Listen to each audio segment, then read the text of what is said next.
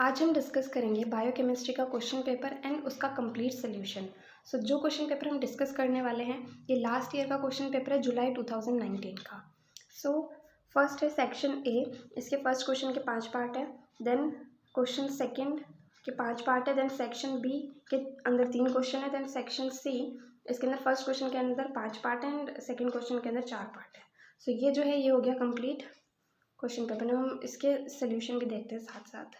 Start है section C, इसके अंदर जो सारे क्वेश्चन है वो 5 मार्क्स के आएंगे। फर्स्ट क्वेश्चन है give classification and nature of lipids. सबसे पहले लिपिड्स होते क्या है। लिपिड्स जो हैं ये केमिकली डाइवर्स ग्रुप है ऑर्गेनिक कंपाउंड्स के, जो कि इनसॉल्युबल होते हैं वाटर के अंदर एंड सॉल्युबल होते हैं ऑर्गेनिक सॉल्वेंट्स जैसे कि अल्कोहल एंड ईथर के अंदर, एंड डाइवर्स बायोलॉजिकल फंक्शंस जो हैं परफॉर्म करते हैं। क्लासिफिकेशन क्या है लिपिड्स का। लिपिड्स 3 क्लासेस के अंदर डिवाइडेड है, simple lipids, compound lipids and derived lipids. Simple lipids भी क्लासिफाइड है। सिंपल लिपिड्स के अंदर फर्स्ट आते हैं फैट्स एंड ऑयल्स, इसका एग्जांपल है ट्राई एसिल ग्लिसरॉल। नेक्स्ट आता है वैक्सेस, इसका एग्जांपल है एसिटाइल अल्कोहल। देन आते हैं कंपाउंड लिपिड्स। कंपाउंड लिपिड्स भी क्लासिफाइड है, इसके अंदर फर्स्ट आता है फॉस्फोलिपिड्स, इसका एग्जांपल है लेसिथिन। नेक्स्ट आता है ग्लाइकोलिपिड्स, इसका एग्जांपल है गैंग्लियोसाइड्स। नेक्स्ट आता है लाइपोप्रोटीन्स, इसका एग्जांपल है HDL एंड LDL। थर्ड आता है डेराइव्ड लिपिड्स, ये भी क्लासिफाइड है, इसके अंदर फर्स्ट आता है स्टीरॉइड्स, इसका एग्जांपल है ईस्ट्रोजन एंड एंड्रोजन। नेक्स्ट आता है कीटोन बॉडीज, इसका एग्जांपल है acetone and aceto acetate. Next आता है nature of lipids. Nature of lipid क्या है कि लिपिड्स जो हैं ये पॉलीमर्स होते हैं फैटी एसिड के। लिपिड्स के अंदर long non polar hydrocarbon chain present होती है एंड उसके अंदर स्मॉल पोलर पार्ट प्रेजेंट होता है जिसके अंदर ऑक्सीजन होता है। नेक्स्ट लिपिड्स के अंदर आते हैं fats, oils, waxes, hormones and steroids. Next है कि लिपिड्स जो हैं ये इनसॉल्युबल या फिर पुअरली सोल्यूबल होते हैं वाटर के अंदर, बट रेडिली सोल्यूबल मतलब बहुत अच्छे से सोल्यूबल होते हैं नॉन पोलर सॉल्वेंट्स जैसे कि ईथर एंड बेंजीन के अंदर। नेक्स्ट क्वेश्चन है discuss biological significance of ATP। Biological significance क्या है ATP। फर्स्ट है कि ये एक्टिव ट्रांसपोर्ट में हेल्प करता है। ATP जो है मैक्रोमोलिक्यूल्स को अक्रॉस द मेम्ब्रेन्स ट्रांसपोर्ट करता है। Next is metabolism. ATP molecules जो है ये यूटिलाइज होते हैं अलग अलग मेटाबॉलिक प्रोसेसेस के अंदर। Maintenance of cell structure and locomotion. ATP molecule जो है ये सेल स्ट्रक्चर को मेंटेन करने में हेल्प करता है एंड ATP जो है मसल कॉन्ट्रैक्शन के अंदर भी इन्वॉल्व होता है एंड इसी से जो है ये लोकोमोशन में हेल्प करता है। नेक्स्ट है सेल सिग्नलिंग। एक्स्ट्रा सेलुलर और इंट्रा सेलुलर सिग्नलिंग जो है वो ATP की हेल्प से ही होती है। नेक्स्ट है न्यूक्लिक एसिड सिंथेसिस। ATP जो है ये यूटिलाइज होता है DNA एंड RNA सिंथेसिस के टाइम। ये हो गया बायोलॉजिकल सिग्निफिकेंस ATP की। नेक्स्ट है discuss pathway, energetics and significance of glycolysis. Glycolysis क्या होता है। ग्लाइकोलाइसिस होता है सीक्वेंस ऑफ रिएक्शन जिसके अंदर ग्लूकोज को पायरुवेट के अंदर कन्वर्ट किया जाता है, एरोबिक कंडीशन के अंदर एंड लैक्टेट के अंदर कन्वर्ट करा जाता है, एनारोबिक कंडीशन के अंदर with the production of ATP। इसका पाथवे क्या होगा। सबसे पहले ग्लूकोज से ग्लूकोज 6 फॉस्फेट बनता है इन प्रेजेंस ऑफ हेक्सोकाइनेज और ग्लूकोकाइनेज एंड ATP मॉलिक्यूल यहाँ पर कंज्यूम होता है। देन ग्लूकोज 6 फॉस्फेट से बनता है fructose 6 phosphate in presence of phosphohexose isomerase. Then fructose 6 phosphate से बनता है fructose 1,6 biphosphate in presence of phosphofructokinase and एक ATP मॉलिक्यूल कंज्यूम होता है यहाँ पर। देन फ्रक्टोज 1,6 बाइफॉस्फेट से बनता है glyceraldehyde 3 phosphate and dihydroxy acetone phosphate in presence of aldolase. Then glyceraldehyde 3 phosphate and dihydroxy acetone phosphate जो है ये एक दूसरे के अंदर कन्वर्ट हो जाते हैं in presence of enzyme phosphotriose isomerase. यहाँ से हमारे पास 2 ग्लीसरल्डिहाइड 3 फॉस्फेट मॉलिक्यूल का प्रोडक्शन होता है। देन ग्लीसरल्डिहाइड 3 फॉस्फेट से बनता है 1,3 bisphosphoglycerate in presence of glyceraldehyde 3 phosphate dehydrogenase and यहाँ पर 2 NADH मॉलिक्यूल का प्रोडक्शन होता है। देन 1,3 बाइफॉस्फोग्लिसरेट से बनता है 3 phosphoglycerate in presence of phosphoglycerate kinase and यहाँ पर एक ATP मॉलिक्यूल का प्रोडक्शन होता है। देन 3 फॉस्फोग्लिसरेट से बनता है 2 phosphoglycerate in presence of phosphoglycerate mutase. Then 2 phosphoglycerate से बनता है phosphoenolpyruvate in presence of enolase enzyme and एक वाटर मॉलिक्यूल जो है यहाँ से रिमूव हो जाता है। देन फॉस्फोइनोल पायरुवेट से बनता है pyruvate in presence of pyruvate kinase and यहाँ पर एक एटीपी मॉलिक्यूल प्रोड्यूस होता है। सो एरोबिक कंडीशन के अंदर जो ये साइकिल है यहीं पर खत्म हो जाती है। और अगर हम बात करें एनाएरोबिक कंडीशन की, तो पायरुवेट से लैक्टेट बन जाता है in presence of lactate dehydrogenase and एक NADH मॉलिक्यूल जो है यहाँ पर कंज्यूम होता है। सो ये हो गया पाथवे ग्लाइकोलाइसिस का। नेक्स्ट आता है एनर्जेटिक्स ग्लाइकोलाइसिस का।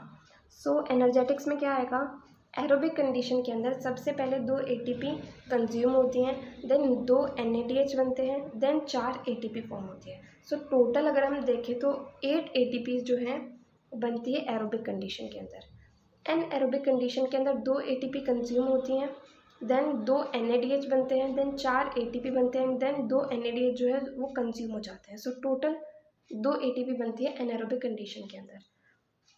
नेक्स्ट आता है significance of glycolysis. So glycolysis का सिग्निफिकेंस क्या है, पहला तो ये है कि ये फर्स्ट मेटाबॉलिक पाथवे है सेलुलर रेस्पिरेशन का, जिसके अंदर एनर्जी प्रोड्यूस होती है in the form of ATP।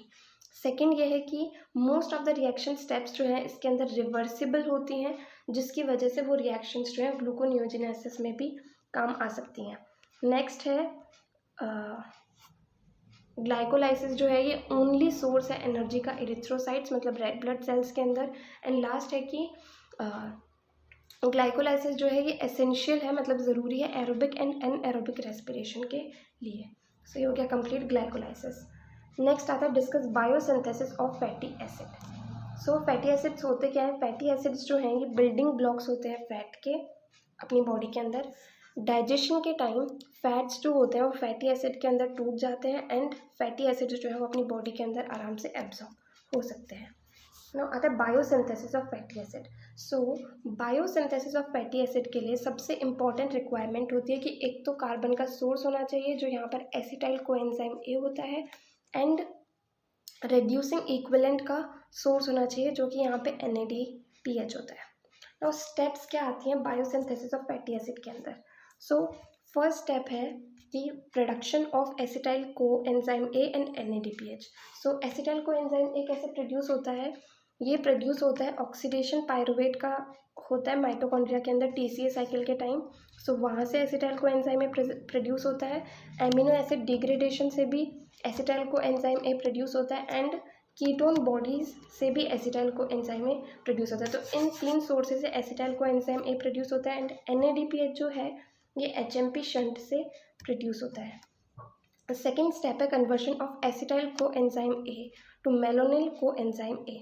तो 7 एसिटाइल CoA plus 7 CO2 plus 7 ATP, तो इससे बनता है 7 malonyl CoA plus 7 ADP plus 7 phosphate plus 14 H+। Third step है reaction of fatty acid synthase complex. So इसमें क्या होता है, acetyl CoA plus 7 malonyl CoA plus 14 NADPH plus 20 H+ से पामीडेट बनता है प्लस 7 CO2 बनता है प्लस 14 NADP प्लस बनता है प्लस 8 CoA बनते हैं प्लस 6 H2O बनता है। सो ये हो गए स्टेप्स। नाउ कंप्लीट जो साइकिल होगी वो क्या होगी, इसके अंदर सबसे पहले एसिटाइल CoA जो है वो एसिटाइल ACP के अंदर कन्वर्ट हो जाएगा in presence of acetyl CoA trans A cyclase and यहाँ पर ACP से CoA एसिड जो है वो प्रोड्यूस हो जाएगा। ACP का फुल फॉर्म होता है acyl carrier protein. Now acetyl ACP से एसिटाइल KS बनेगा in presence of beta keto acyl ACP synthase, यहाँ पर KS कंज्यूम होकर के ACP बनेगा। देन एसिटाइल KS से बनता है malonyl CoA, then malonyl CoA से बनता है malonyl ACP in presence of malonyl CoA trans A cyclase and ACP consume होकर के CoSH यहाँ से रिमूव हो जाता है। देन मेलोनिल ACP से बनेगा beta keto acyl ACP in presence of beta keto acyl ACP synthase, then beta keto acyl ACP से बीटा हाइड्रोक्सी एसिल ACP बनेगा in presence of beta keto acyl ACP reductase, यहाँ पर एक NADPH molecule consume होगा and यहाँ पर जो है रिडक्शन होगा। Then beta hydroxy acyl ACP से बनता है trans delta square enol ACP, यहाँ पर beta hydroxy acyl ACP dehydratase enzyme act करेगा एंड एक वाटर मॉलिक्यूल यहाँ से रिमूव हो जाएगा, तो इस स्टेप को बोलते हैं dehydration. Then trans delta square enol ACP से बनेगा acyl ACP in presence of enoyl ACP reductase and यहाँ पर भी रिडक्शन होगा एंड NADPH प्लस H+ से NADP+ का फॉर्मेशन होगा। देन SLACP से finally fatty acid synthesis plus palmitate means palmitic acid या फैटी एसिड जो भी कहे उसका सिंथेसिस हो गया। यहाँ पर क्या होता है, SLACP के बाद में रिपीटिशन होता है इन रिएक्शंस का 6 से 7 बार, एंड पामिटॉइल थायोएस्ट्रेज एंजाइम यहाँ पर एक्ट करता है, तो इससे finally fatty acid synthesis and palmitic acid का फॉर्मेशन होता है। सो ये हो गया complete biosynthesis of fatty acid. Now next आता है discuss biosynthesis of pyrimidine nucleotide. सो पिरिमिडीन्स क्या होते हैं, पिरिमिडीन्स का एग्जांपल है थायमीन, साइटोसिन, यूरासिल। इन्हीं को हम ये थायमिडीन मोनोफॉस्फेट एंड साइटिडीन ट्राइफॉस्फेट, ये जो है ये भी पिरिमिडीन ही होते हैं। सो पिरिमिडीन का बायोसिंथेसिस जो है साइटोप्लाज्म के अंदर होता है। सो इसका जो कंप्लीट प्रोसेस है वो है, सबसे पहले CO2 carbon dioxide plus glutamine मिलकर के कार्बामाइल फॉस्फेट बनाते हैं। In presence of carbamyl phosphate synthetase second and glutamate जो है वो यहाँ से रिमूव हो जाता है। यहाँ पर 2 ATP मॉलिक्यूल जो है वो कंज्यूम होते हैं। देन कार्बामाइल फॉस्फेट से बनता है carbamyl aspartate in presence of aspartate trans carbamylase, and यहाँ पर एक एस्पार्टेट मॉलिक्यूल कंज्यूम होता है, फॉस्फेट मॉलिक्यूल रिमूव हो जाता है। देन कार्बामाइल एस्पार्टेट से बनता है डाईहाइड्रोओरोटेट, यहाँ पर डाईहाइड्रोओरोटेज एंजाइम एक्ट करता है एंड वाटर मॉलिक्यूल रिमूव हो जाता है। देन डाईहाइड्रोओरोटेट से बनता है orotate in presence of dihydroorotate dehydrogenase, and यहाँ पर एक NADH मॉलिक्यूल का फॉर्मेशन होता है।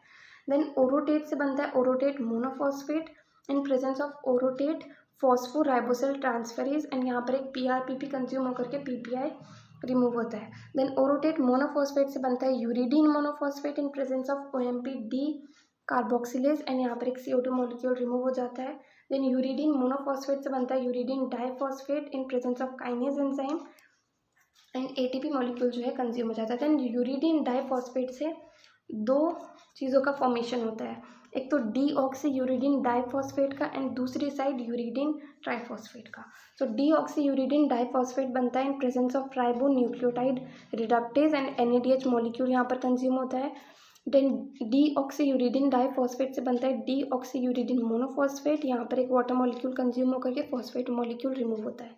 देन डीऑक्सी यूरिडीन मोनोफॉस्फेट से बनता है thymidine monophosphate in presence of thymidylate synthase and formyl THF consume होकर के THF बनता है। सो फाइनली थायमिडीन मोनोफॉस्फेट एक पिरिमिडीन का फॉर्मेशन हो गया। दूसरी साइड यूरिडीन ट्राइफॉस्फेट बनाता है in presence of kinase enzyme and ATP molecule consume हुआ था। देन यूरिडीन ट्राइफॉस्फेट से बन गया cytidine triphosphate in presence of CTP synthase, and यहाँ पर glutamine plus ATP plus H2 act करता है जिससे कि glutamate plus ADP plus phosphate molecule release हो जाता है। सो ये हो गया complete biosynthesis of pyrimidine nucleotide. Next आता है what are enzymes and its classification. So enzymes क्या होते हैं, एंजाइम्स जो हैं ये कैटलिस्ट होते हैं बायोलॉजिकल सिस्टम के, एंड ये जो हैं बहुत ज़्यादा एफिशिएंट होते हैं एज़ कम्पेयर टू जो सिंथेटिक एंजाइम्स होते हैं। एंजाइम्स जो है ये रिमार्केबल होते हैं, हाईली स्पेशलाइज्ड प्रोटीन्स होते हैं। सो ये हो गई डेफिनेशन एंजाइम्स की। देन क्लासिफिकेशन एंजाइम्स का, तो एंजाइम्स जो हैं ये 6 क्लासेस के अंदर डिवाइडेड है। फर्स्ट क्लास है ऑक्सीडो रिडक्टेज, जिसके अंदर ऑक्सीडेशन रिडक्शन रिएक्शंस जो हैं कैटलाइज होती है एंजाइम के द्वारा। इसका एग्जांपल है अल्कोहल डिहाइड्रोजिनेज। देन आता है ट्रांसफेरेजेस, तो इसमें क्या होता है ट्रांसफर ऑफ फंक्शनल ग्रुप वाली रिएक्शंस जो होती हैं वो इन एंजाइम से कैटलाइज होती हैं। एग्जांपल है हेक्सोकाइनेज। नेक्स्ट आता है हाइड्रोलाइसिस, तो हाइड्रोलाइसिस रिएक्शंस जो हैं वो इस टाइप के एंजाइम से कैटलाइज होती है। एग्जांपल है लाइपेज एंड यूरिएज। नेक्स्ट आता है लाइएजेस, सो ग्रुप एलिमिनेशन जो होता है डबल बॉन्ड बनाने के लिए, या फिर एडिशन ऑफ ग्रुप जो होता है डबल बॉन्ड के अंदर, इस टाइप की रिएक्शंस जो होती हैं वो लाइएज एंजाइम से कैटलाइज होती हैं। एग्जांपल है एल्डोलेज। नेक्स्ट आता है आइसोमरेज, सो आइसोमराइजेशन रिएक्शन जो होती है वो कैटलाइज होती है एंजाइम से। एग्जांपल है glucose phosphate isomerase. Then next है लाइगेज, सो बॉन्ड फॉर्मेशन जो कि कपल्ड होता है ATP हाइड्रोलाइसिस से, इस टाइप की रिएक्शन जो है वो कैटलाइज होती है लाइगेज एंजाइम से। एग्जांपल है सक्सिनेट थायोकाइनेज। नेक्स्ट है question discuss about hyperuricemia and gout. So इसके अंदर हमें हाइपरयूरिसीमिया डिजीज़ के बारे में एंड गाउट डिजीज़ इन दोनों के बारे में बताना है। सो सबसे पहले हाइपर यूरिसीमिया क्या होती है? हाइपर यूरिसीमिया जो है ये वो कंडीशन होती है जिसके अंदर यूरिक एसिड का जो कंसनट्रेशन है ब्लड के अंदर वो बढ़ जाता है। ये कंडीशन जो है प्यूरिन्स के ऊपर डिपेंडेंट होती है। प्यूरिन यूरिक एसिड के अंदर ब्रेक डाउन होते हैं, ज़्यादा यूरिक एसिड एक्यूमुलेट हो जाता है बॉडी टिश्यू के अंदर एंड उससे क्रिस्टल्स बन जाते हैं जिससे कि यूरिक एसिड का जो लेवल है ब्लड के अंदर इंक्रीज हो जाता है। 3 मेन कॉजेज़ होते हैं हाइपर यूरिसीमिया के। फर्स्ट आता है यूरिक एसिड का यूरिक एसिड का अंडर एक्सक्रीशन, मतलब एक्सक्रीट नहीं हो पाता यूरिक एसिड, सो इसकी वजह से इसका लेवल बढ़ जाता है। दूसरा यूरिक एसिड ओवर प्रोडक्शन, मतलब यूरिक एसिड जो है वो ज़्यादा प्रोड्यूस हो जाता है। नेक्स्ट है दोनों, ये जो कंडीशंस बताई हैं दोनों एक साथ हो तो इसकी वजह से भी यूरिक एसिड का कंसनट्रेशन बढ़ जाता है। अगर हाइपर यूरिसीमिया जो है ये कंडीशन ज़्यादा टाइम के लिए रह जाती है तो इससे गाउटी आर्थराइटिस एंड रेनल डिसफंक्शन होने के चांसेस हैं। रिस्क फैक्टर क्या है हाइपर यूरिसीमिया के?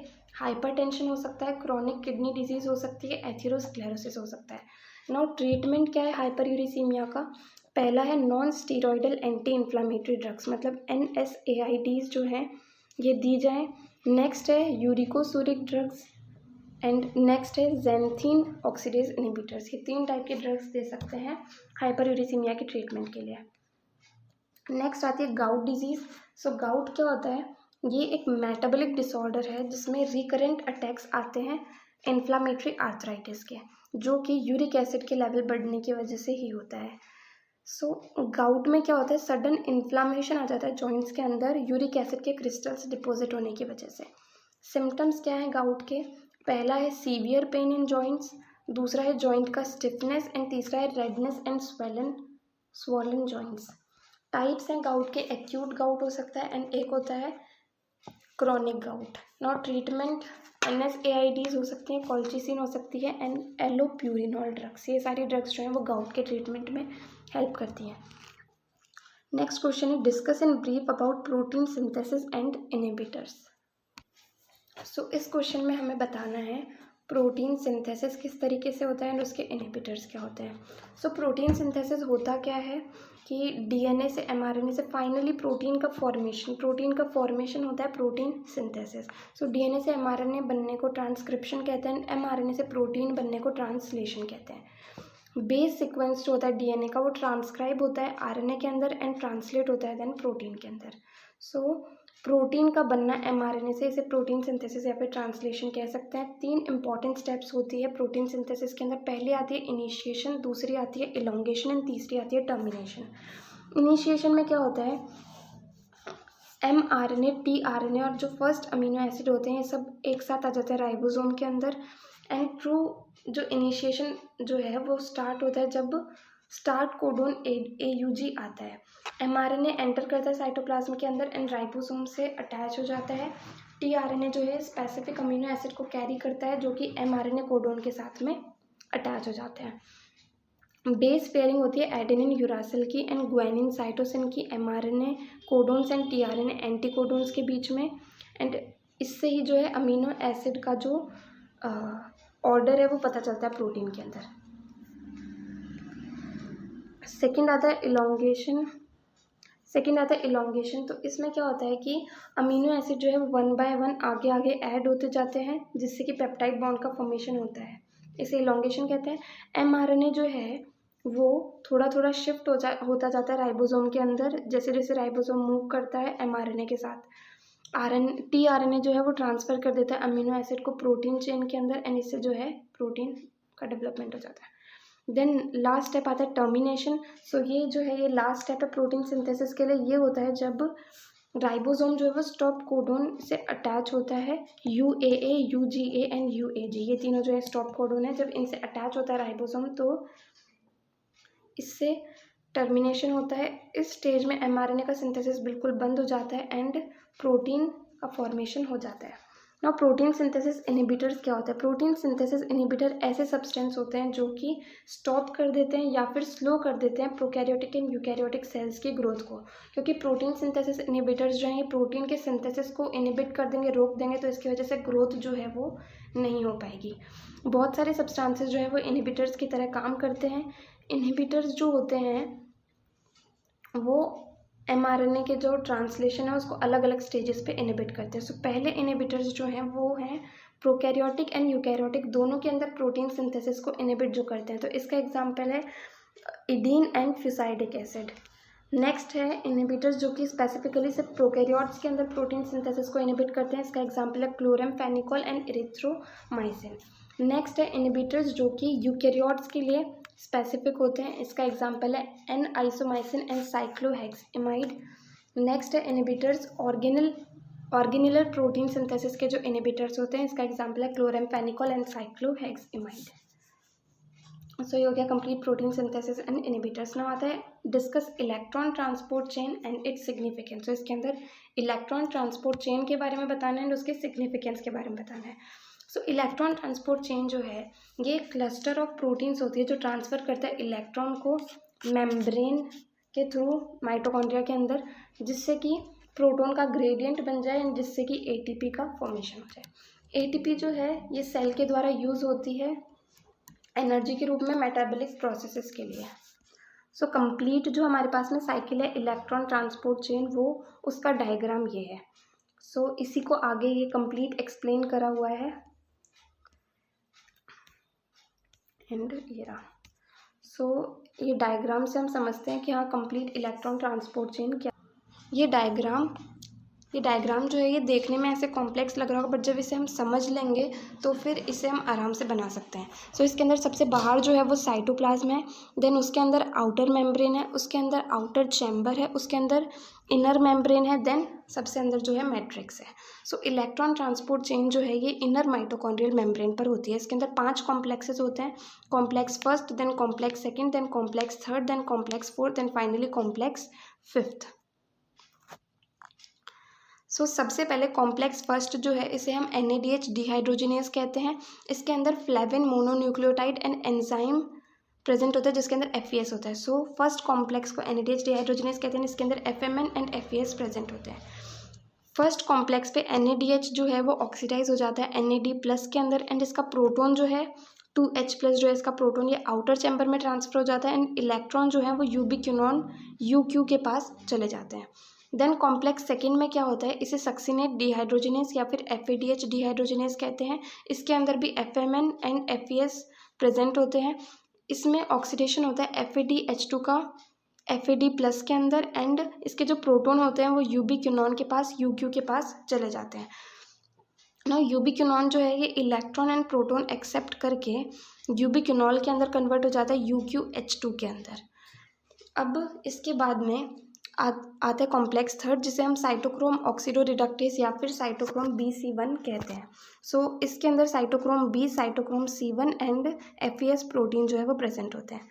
सो जो यूबिक्विनोल UQH2 है इससे इलेक्ट्रॉन जो है वो कॉम्प्लेक्स थर्ड के अंदर ट्रांसफ़र हो जाते हैं, एंड जो प्रोटॉन है 2H प्लस वो कॉम्प्लेक्स थर्ड के थ्रू बाहर आउटर चैम्बर में ट्रांसफ़र हो जाते हैं। देन आता है जो कॉम्प्लेक्स थर्ड है, इसमें से इलेक्ट्रॉन जो है वो साइटोक्रोम C के पास चले जाते हैं जिसमें आयरन प्रेजेंट होता है। साइटोक्रोम C जो है ये आउटर साइड पर प्रेजेंट होता है and complex third and fourth के बीच में प्रेजेंट होता है। देन आता है कॉम्प्लेक्स फोर्थ, इसे हम साइटोक्रोम ऑक्सीडेज या फिर साइटोक्रोम AA3 कहते हैं।